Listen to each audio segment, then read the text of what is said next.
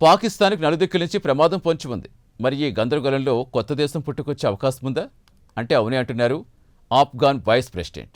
ఇక పాకిస్తాన్ విషయానికి వస్తే ఒకవైపు బలోచిస్తాన్, మరోవైపు ఖైబర్ పఖ్తూన్ఖ్వా, ఇంకోవైపు పీఓకే నుంచి ఆఫ్ఘన్ సరిహద్దు వరకు ఎక్కడ చూసినా అశాంతే కనిపిస్తోంది. వీరంతా షెహ్బాజ్ షరీఫ్ ప్రభుత్వంపై తిరుగుబాటు చేస్తున్నారు. అసీఫ్ మునీర్ పరిస్థితిని అదుపు చేయలేకపోతున్నారు.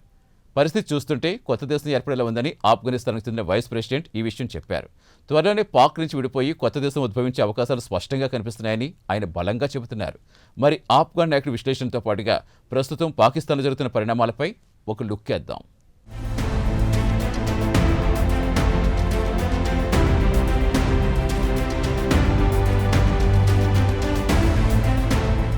ప్రస్తుతం పాకిస్తాన్కు పలు దిక్కుల నుంచి ప్రమాదం పొంచుంది. ఒకవైపు బలోచ్ ఫైటర్లకు, పాక్ భద్రతా దళాలకు, మరోవైపు ఖైబర్ పఖ్తూన్ఖ్వాలో, ఇంకోవైపు పాక్ ఆక్రమిత కశ్మీర్లో ప్రజలు షరీఫ్ ప్రభుత్వంపై తిరుగుబాటు చేస్తున్నారు. ప్రభుత్వం నుంచి తమకు ఎలాంటి సాయం అందడం లేదని ఇక్కడి ప్రజలు వాపోతున్నారు. తాము పాకిస్తాన్తో విడిపోయి ఇండియాలో విలీనమవుతామని పీఓకేలో గత కొన్ని నెలల నుంచి ప్రభుత్వానికి వ్యతిరేకంగా ఉద్యమిస్తున్నారు. పాకిస్తాన్లోని బలోచిస్తాన్, ఖైబర్ పఖ్తూన్ఖ్వా, పాక్ ఆక్రమిత కశ్మీర్, ఆఫ్ఘాన్ సరిహద్దులో పాకిస్తాన్ ప్రభుత్వం క్రమంగా పట్టు కోల్పోతోంది. ఇక బలోచిస్తాన్లో బలోచ్ రెబల్స్ హవా అంతా ఇంతా కాదు. బలోచిస్తాన్లో 85% భూభాగం ఆక్రమించుకుంది. ఇది ఖైబర్ పఖ్తూన్ఖ్వాలో తెహ్రీక్-ఏ-తాలిబాన్ పాకిస్తాన్ లేదా టీటీపీ హవా నడుస్తోంది. పాక్ భద్రతా దళాలకు వారు చుక్కలు చూపిస్తున్నారు. ఇక టీటీపీ విషయానికొస్తే కేపీలోని పష్తూన్ ఏరియా నుంచి బలోచిస్తాన్ వరకు తమ ఆధిపత్యాన్ని విస్తరించారు. ఇక పీఓకే విషయానికొస్తే రాజకీయ ప్రాతినిధ్యం కోసం, హక్కుల కోసం, వనరుల కోసం ఉద్యమిస్తున్నారు. ఇక ప్రభుత్వం అక్రమ అరెస్టులు, హత్యలు చేసి ఉద్యమాన్ని నీరుగార్చాలనుకుంటోంది. ఉద్యమాన్ని అణిచివేయడానికి సుమారు 8,000 మంది భద్రతా సిబ్బందిని పీఓకేకి పంపించింది.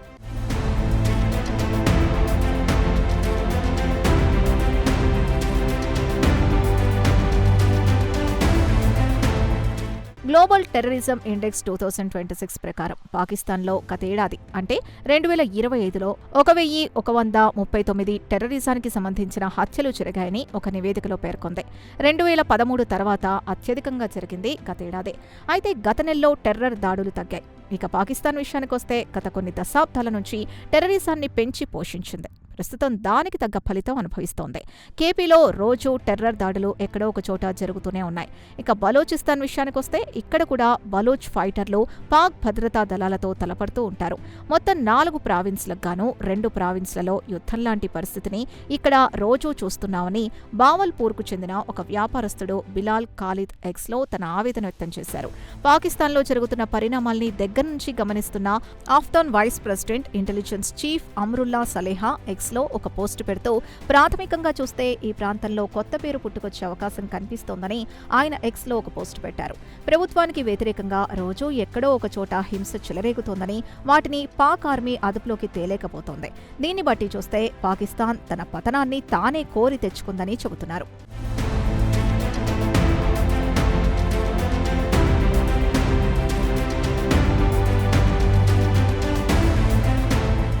ఇక 1948లో కలాత్ ఆఫ్ ఖాన్ను మోసగించి బలవంతంగా పదవి నుంచి దిగిపోయేలా చేసి బలోచిస్తాన్ని పాకిస్తాన్లో అక్రమంగా విలీనం చేసుకుంది. ఇక్కడి వనరుల్ని దోచుకొని చైనాకు విక్రయించుకుంటోంది. పాకిస్తాన్లో అత్యంత పేదరికంలో మగ్గేది బలోచిస్తాన్. ఇక్కడి వనరుల్ని చైనాకు కట్టబెట్టి వారి నుంచి డబ్బు తీసుకుని ఇక్కడి అభివృద్ధిని మరిచిపోయింది. స్థానిక యువతకు ఉపాధి అవకాశాలు కల్పించడం లేదు. దీంతో ఇక్కడి ప్రజలు ప్రభుత్వంపై తిరుగుబాటుకు దిగారు. ప్రభుత్వానికి వ్యతిరేకంగా ఉద్యమించిన వారిని అరెస్ట్ చేసి వారికి అడ్రస్ లేకుండా చేస్తున్నారు. బలోచ్ నాయకులు మహారంగ్ బలోచ్ను అరెస్టు చేసి ఆమెకు జీవిత ఖైదు విధించారు. ఇక ఈ నెల 2వ వారంలో టీడీపీ మిలిటెంట్లు బలోచిస్తాన్లో సియారత్ జిల్లాలో మంగీ డ్యాం వద్ద పోలీస్ పోస్ట్ని ధ్వంసం చేశారు. 9 మంది పోలీసుల్ని చంపారు. వారిలో 2 స్టేషన్ హౌస్ ఆఫీసర్లు ఉన్నారు. అటు తర్వాత 18 మంది పోలీసుల్ని అపహరించి వారిని చంపారు. ఈ ఘటన జరిగిన 2 రోజుల తర్వాత బిఎల్ఏ మిలిటెంట్లు లాస్ బెలా జిల్లాలో 11 మంది సైనికుల్ని కాల్చి చంపారు. అటు తర్వాత క్వెట్టాలో 4 పౌరులు ప్రాణాలు కోల్పోయారు. ఈ ఘటన జరిగిన కొన్ని రోజుల తర్వాత జరిగిన హింసలో కనీసం 38 మంది పాక్ భద్రతా సిబ్బంది, 4 పౌరులు 4 రోజుల్లో ప్రాణాలు కోల్పోయారు.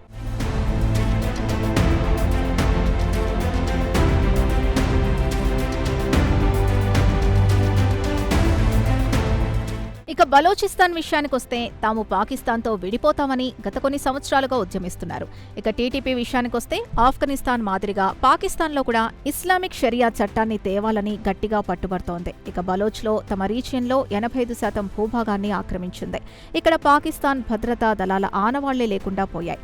ఇక టీటీపీ విషయానికొస్తే తమ ఉద్యమాన్ని బలోచిస్తాన్లో పష్తూన్ రీజియన్కు విస్తరించింది. ఇక బలోచిస్తాన్లో BLA ఫైటర్లు ఈ ఏడాది 10 నగరాల్లో పెద్ద ఎత్తున దాడులు చేశాయి. పట్టణ ప్రాంతాల్లో పోలీస్ స్టేషన్లు, బ్యాంకులు, రైల్వే ఇన్ఫ్రాస్ట్రక్చర్తో పాటు సెక్యూరిటీ ఇన్స్టలేషన్పై దాడులు చేస్తూనే ఉన్నారు. ఇటీవలే మీర్ యార్ బలోచ్ లిబరేషన్ ఉద్యమంతో లింకులున్న ఆయన ప్రస్తుతం బలోచిస్తాన్ 85% తమ అదుపులో ఉందన్నారు. తాజా పరిస్థితిపై పాక్ ఆర్థికవేత్త ఆర్ కాకర్ స్పందిస్తూ పాక్ ఆధునిక చరిత్రలో గతంలో ఎన్నడూ లేని విధంగా భద్రతాపరమైన సంక్షోభాన్ని చూస్తున్నామన్నారు. ఇక బలోచ్లకు తోడుగా టీటీపీ మిలిటెంట్లు జతచేరారు. వీరు బలోచిస్తాన్లో పష్తూన్లో ఎక్కువగా ఉండే ప్రాంతం నుంచి పాక్ భద్రతా దళాల్ని సవాల్ చేస్తున్నారు.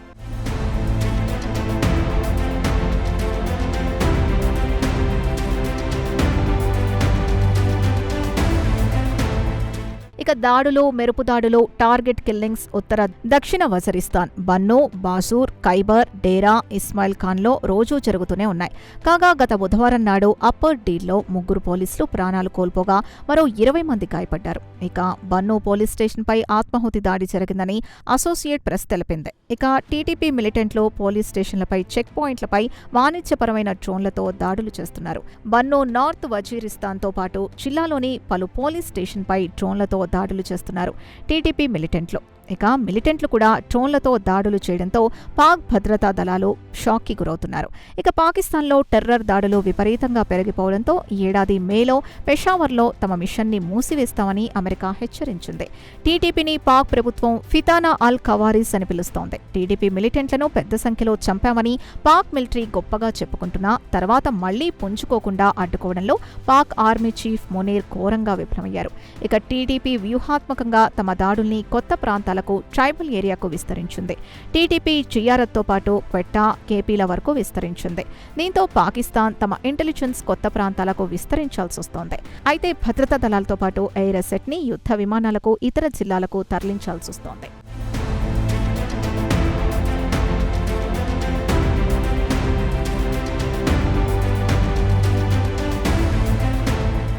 ఇక పాక్ ఆక్రమిత కశ్మీర్లో మిలిటెంట్ల గొడవ లేకపోయినా అక్కడ రాజకీయ ఉద్యమం కొనసాగుతోంది. అయితే పాక్ ప్రభుత్వం మాత్రం ఇది భద్రతాపరమైన ముప్పుగా అభివర్ణిస్తోంది.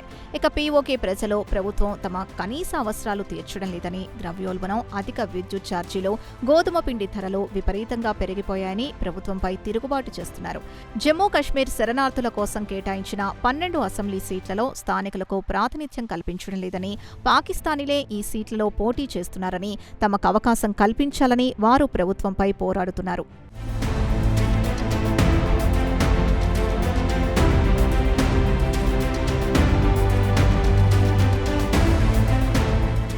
ఇక బలోచ్ ఫైటర్లను పీఓకేలో నిరసనల్ని పాక్ ప్రభుత్వం అదుపు చేయడంలో ఘోరంగా విఫలమవుతోంది. పాకిస్తాన్ రక్షణ మంత్రి ఖ్వాజా ఆసిఫ్ ఇటీవలే నేషనల్ అసెంబ్లీలో మాట్లాడుతూ 2 ప్రావిన్స్లో వేర్పాటువాదులు బలంగా ఉన్నారని అంగీకరించారు. ఇక పాక్ జనరల్, పాక్ ప్రధాని స్వదేశంలో ఎదుర్కొంటున్న సంక్షోభాలను పెద్దగా పట్టించుకోకుండా అమెరికా, ఇరాన్ల మధ్య సంధి కుదర్చడానికి అధిక ప్రాధాన్యతనిస్తున్నారు. దేశంలో ఉండకుండా విదేశాల్లో చక్కర్లు కొడుతూ కాలయాపన చేస్తున్నారన్న విమర్శలు ఎదుర్కొంటున్నారు. మరోపక్క పాకిస్తాన్లో శాంతి భద్రతల పరిస్థితులు రోజురోజుకో దిగజారిపోతున్నాయి. రేపో మాపో బలోచిస్తాన్, పీఓకే విడిపోయినా ఆశ్చర్యపోవాల్సిన అవసరం లేదంటున్నారు ఆఫ్ఘన్ పొలిటికల్ ఎనలిస్టులు.